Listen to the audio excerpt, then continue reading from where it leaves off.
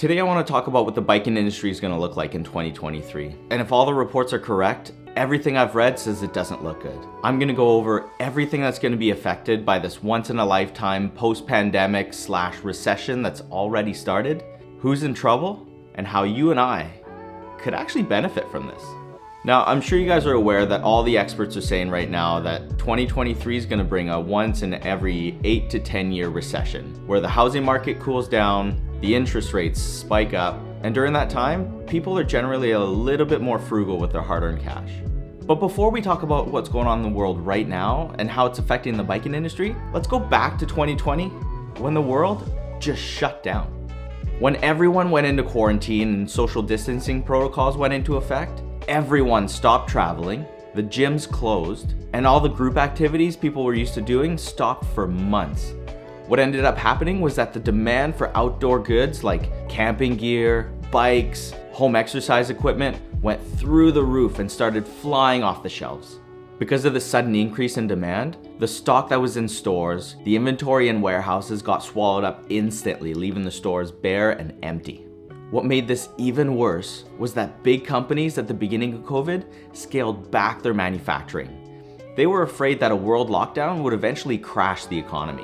While the travel and hospitality industry took a big hit, it was quite the opposite for everything else. People spent the money they would usually use to travel and eat out at restaurants on their home for renovations. They bought new cars, RVs, camping gear, and many people, maybe even some of you, decided to start riding bikes.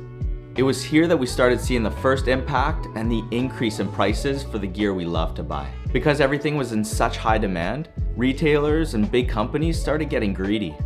I know many of you can probably remember starting to see the prices for bikes and bike parts start creeping up at that time. People were paying above retail prices for gear that was new or used, it didn't matter. Bike shops and online retailers started putting a ton of orders trying to catch up and fill the demand they were seeing in the market.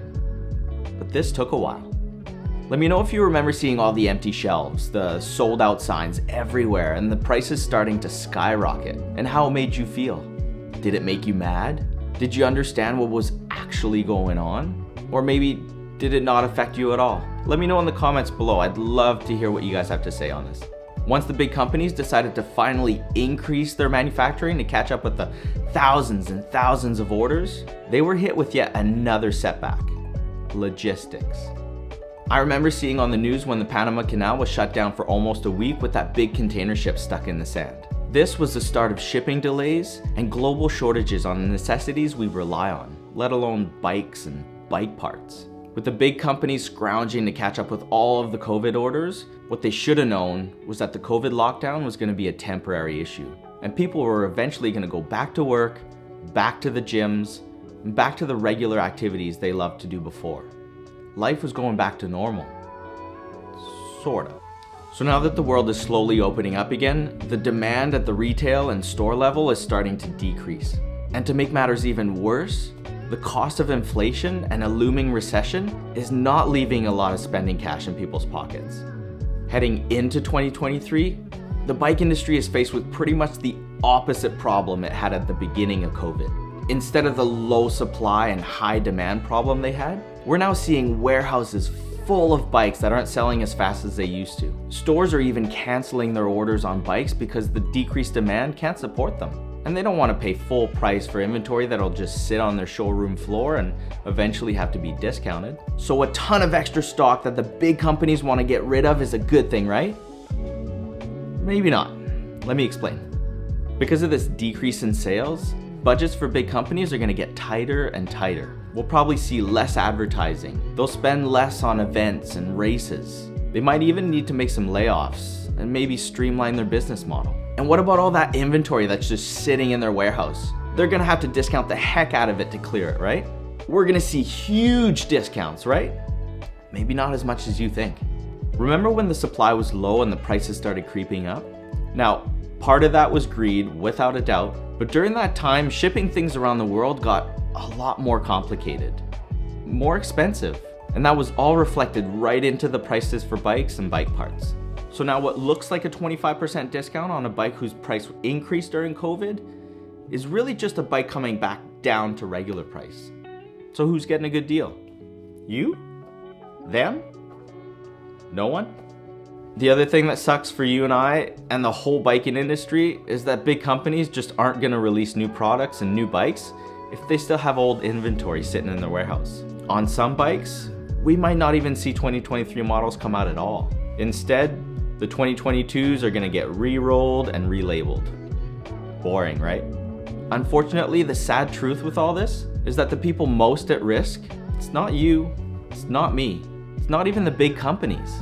It's our local bike shops. Think about it. They're seeing less demand. The bikes that they paid top dollar for a few months ago are now just sitting in their stores. Their rent is going up. And to make things even worse, the big companies that can actually afford to make discounts because of their bigger profit margins are starting to sell bikes direct to consumer at prices the bike shops just can't compete with. This unprecedented perfect world storm is undoubtedly gonna hurt a lot of people. So if you guys can afford to, do your best to shop local and support your bike shop. They're all gonna need our help. So how can all this be a good thing for you and I? Well, with everyone going back to work and back to their favorite pre-COVID activities, with the increasing cost of living and people needing to make a little extra cash, we're gonna start seeing a lot of lightly used bikes hitting the used market. If you don't mind getting your hands dirty and fixing up a new to you bike this year, you can end up with a pretty sweet deal. All you gotta do is spend a bit of time on the buy and sell, know exactly what you want, and strike fast if you see something you like. If you want to know what my favorite bikes were in 2022, click on this playlist right here. You're going to find buyer's guides for most bike types and budgets. The channel covers a ton of do-it-yourself bike fixes and upgrades. So if you like working on bikes or maybe want to learn, consider subscribing. Thanks for watching, have a great day, and I'll see you guys in 2023.